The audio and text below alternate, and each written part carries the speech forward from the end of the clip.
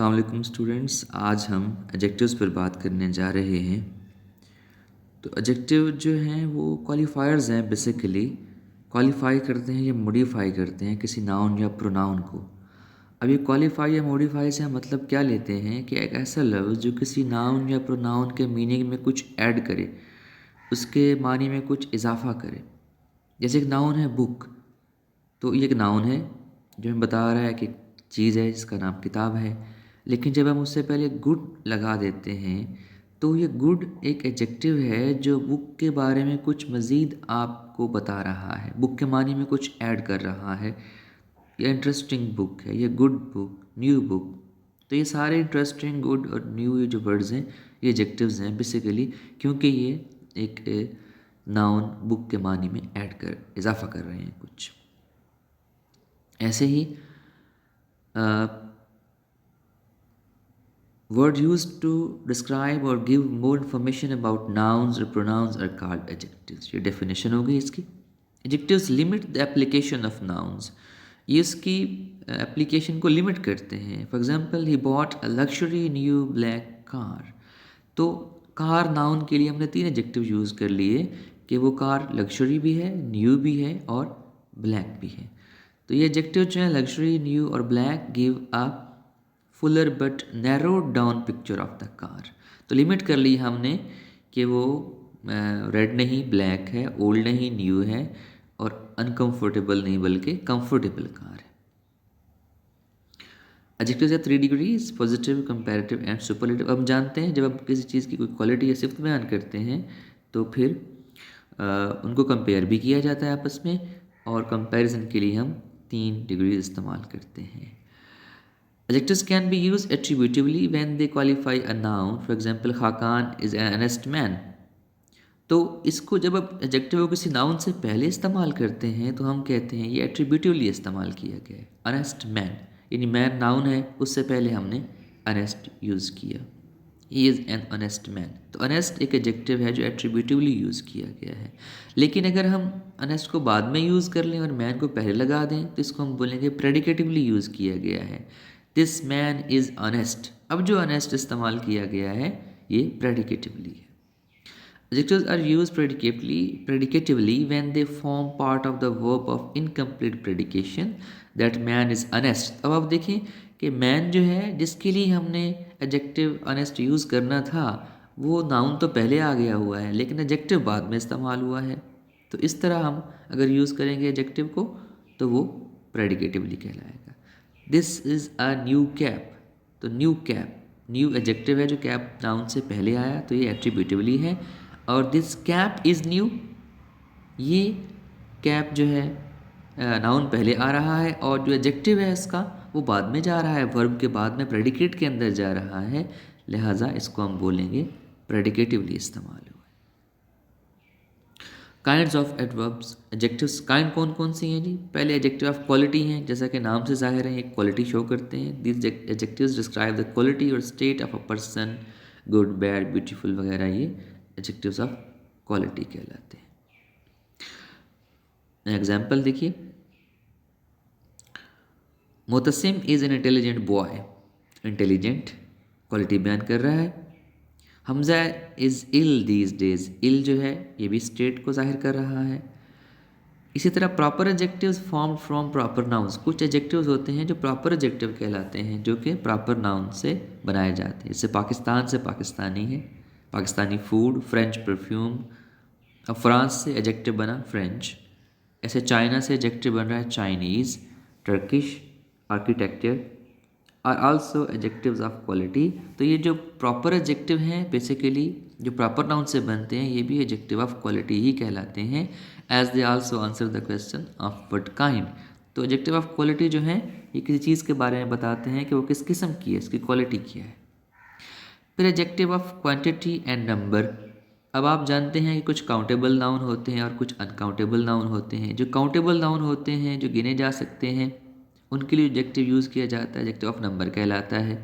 और जो uncountable noun होते हैं जो गिने नहीं जा सकते उनके बारे में उनकी मिकदार बताने के लिए जो एडजेक्टिव इस्तेमाल किया जाता है वो एडजेक्टिव ऑफ क्वांटिटी कहलाता है।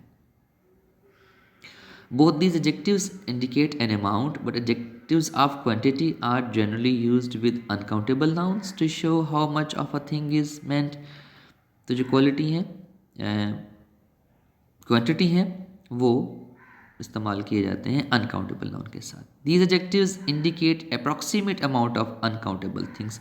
चूँकि अनकाउंटेबल थिंग्स जो होती हैं उनकी तादाद तो नहीं होती, उनकी मिकदार होती है, तो इसलिए उनका अंदाज़न कम ज़्यादा थोड़ी बहुत अंदाज़न तादाद बताई चीज़ मिकदार बताई जाती होती है, other than the exact number.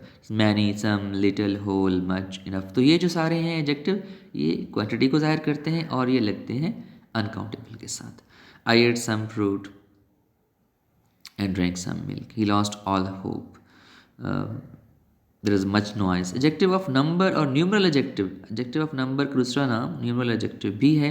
Are used with countable nouns to indicate the exact number of person or things denoted by a noun or pronoun. तो जो नंबर हैं तादाद को जाहिर करते हैं, तो एग्जैक्ट जो जाहिर करते हैं. They can also demonstrate position or place of a noun in a certain order. तो ये ऑर्डर को भी जाहिर करते हैं. इसीलिए फिर जो एडजेक्टिव ऑफ नंबर या न्यूमरल एडजेक्टिव हैं इनको आगे फिर दो हिस्सों में तकसीम किया जाता है, डेफिनेट और इनडेफिनेट डिस्ट्रीब्यूटर. डेफिनेट कौन से होंगे? Definite numeral adjectives denote exact number और सीरियल ऑर्डर ऑफ पर्सन और thing. Cardinal numbers 1 2 3 show the exact number and answer how many.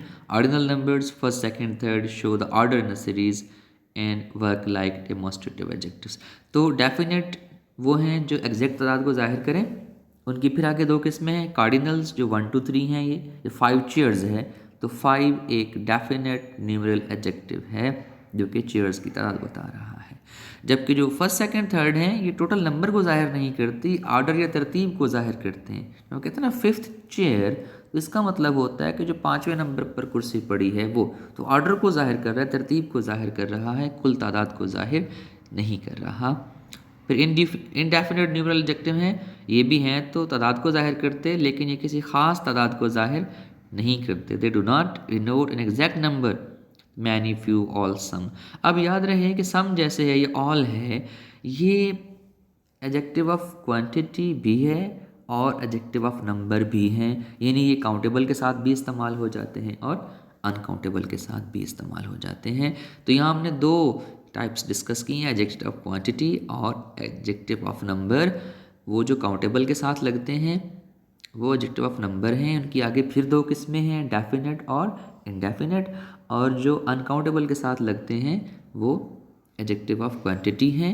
तो इनका जिक्र हमने कर दिया. कुछ ऐसे हैं जैसे सम और ऑल, वो दोनों के साथ लग जाते हैं, काउंटेबल के साथ भी और अनकाउंटेबल के साथ भी. यानी वो एडजेक्टिव ऑफ क्वांटिटी भी हैं और एडजेक्टिव ऑफ नंबर भी हैं.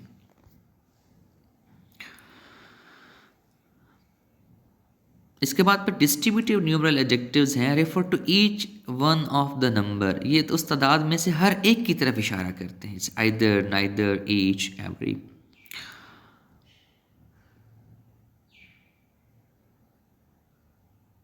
अब यहाँ पर मसला बनता है, ये कुछ यही जो है आइदर, नाइदर वगैरह, इनको आप प्रोनाउन में भी डिस्कस कर चुके होंगे, प्रोनाउन के टॉपिक में भी. तो सवाल ये होता है कि कौन सा वर्ड जो है वो प्रोनाउन है और कौन सा एडजेक्टिव है. जैसे अगर आपको याद हो तो हमने माई और माइन में डिस्कस किया था प्रोनाउन में. तो जो नाउन के साथ आएगा वो एडजेक्टिव हो जाएगा, जो नाउन को रिप्लेस करेगा वो क्या हो जाएगा? प्रोनाउन हो जाएगा. बस ये फ़र्क देखना है. Same word can be used as adjective and pronoun. Usages पे डिपेंड करता है. नाउन से फ़ौरन पहले आ जाएगा तो वो एडजेक्टिव बन जाएगा, नाउन को रिप्लेस कर देगा तो वो प्रोनाउन बन जाएगा. डेमोस्ट्रेटिव एडजेक्टिव्स, ये जो दिस और दैट और सच वगैरह हैं, इन्हीं को हम डेमोस्ट्रेटिव प्रोनाउन के तौर पर भी पढ़ चुके हैं. दिस इज़ अ बुक, इसमें जो दिस है ये डेमोस्ट्रेटिव प्रोनाउन है चूँकि बुक की तरफ इशारा कर रहा है. लेकिन अगर आप दिस बुक इज़ गुड कहेंगे तो ये दिस चूँकि बुक के साथ आ रहा है, लिहाजा ये डेमोस्ट्रेटिव एडजेक्टिव बन जाएगा. आई हेट सच रिमार्क्स, तो सच रिमार्क्स नाउन है, उससे फ़ौरन पहले सच आ रहा है, इस जैसे इस तरह के, तो ये डेमोस्ट्रेटिव एडजेक्टिव बन जाएगा. और फिर इंट्रोगेटिव एडजेक्टिव्स हैं जो एडजेक्टिव सवाल पूछने के लिए इस्तेमाल हों, वो इंट्रोगेटिव एडजेक्टिव बन जाएंगे. व्हाट आंसर, अब देख रही हैं व्हाट जो है ये आंसर से फ़ौरन पहले लगा है. आंसर चूँकि नाउन है लिहाजा व्हाट क्या बन जाएगा? एडजेक्टिव का काम करेगा, और चूँकि सवाल पूछने के लिए इस्तेमाल हो रहा है लिहाजा इंट्रोगेटिव एडजेक्टिव बन जाएगा। लेकिन यही व्हाट जो है इंट्रोगेटिव प्रोनाउन भी हो सकता है। व्हाट इज़ योर नेम में अगर हम व्हाट लगा रहे हैं तो वो प्रोनाउन है, क्योंकि वो फ़ौरन पहले नाउन से इस्तेमाल नहीं हुआ। तो व्हाट इज़ योर नेम वाला जो वर्ड है वो इंट्रोगेटिव प्रोनाउन है, और व्हाट आंसर में जो वर्ड इस्तेमाल हुआ है ये इंट्रोगेटिव एडजेक्टिव है। तो बस सिंपल सी बात याद रखिएगा, नाउन से फ़ौरन पहले यूज़ होगा अगर तो वो एडजेक्टिव है, और नाउन को रिप्लेस करेगा तो वो प्रोनाउन है, सेम वर्ड। और फिर आखिर में है पोजेसिव एडजेक्टिव्स। ऐसे एडजेक्टिव जो मलकियत वगैरह जाहिर करें पोजेसिव एडजेक्टिव कहलाते हैं। इनका भी जिक्र हम कर चुके हैं प्रोनाउन के टॉपिक में, माय, आवर, योर, हर। ये चूँकि नाउन के साथ लगते हैं लिहाजा ये प्रोनाउन है देखने में, लेकिन ये फंक्शन कौन सा कर रहे हैं, एडजेक्टिव का। My cell phone, her, book, our, country. तो ये सेल फोन, बुक और कंट्री चूँकि नाउन है लिहाजा इनसे पहले माय, हर और आवर यूज़ जो हो रहा है ये एडजेक्टिव के तौर पे इस्तेमाल हो रहा है। लिहाजा यहाँ पे माय, हर और आवर जो हैं ये पोजेसिव एडजेक्टिव हैं। लेकिन अगर हम इसको यूँ कर दें, this cell phone is mine, तो अब माइन जो है ये क्या हो जाएगा, पोजेसिव प्रोनाउन हो जाएगा। दैट बुक इज़ हर्स, तो हर्स, माइन और आवर्स ये पोजेसिव प्रोनाउन है, जबकि माय, हर और आवर जो है ये पोजेसिव एडजेक्टिव है। Thank you so much, have a nice day.